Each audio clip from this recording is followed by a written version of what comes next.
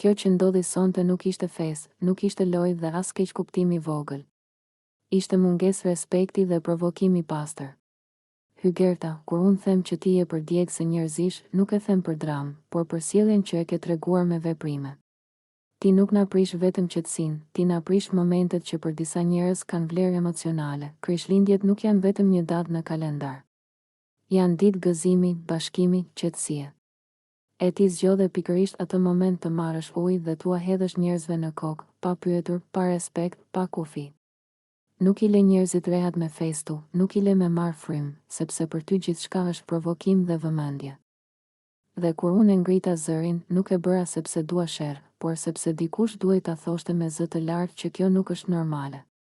Nuk është lojë të hysh në hapësirën personale të tjetrit dhe ta poshtërosh në emër të shakas.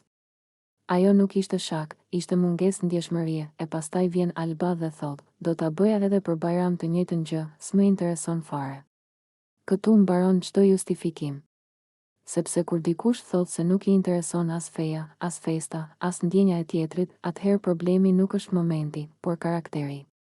Nuk është çështje Krishtlindjesh apo Bajrami, është çështje respekti bazë njerëzor. Big Brother nuk është vend ku shkelet çdo kufi dhe pastaj fshihemi pas fjalës lojë.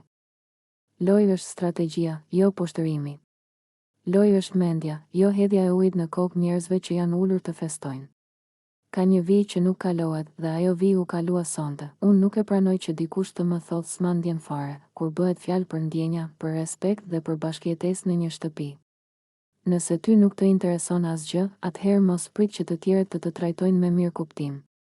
Respekti nuk kërkohet, fitohet. Këtu brenda jemi të gjithë të ndryshëm, me fe, me festa, me ndjeshmëri të ndryshme. Por ajo që duhet të na bashkojë është minimumi i njerëzores.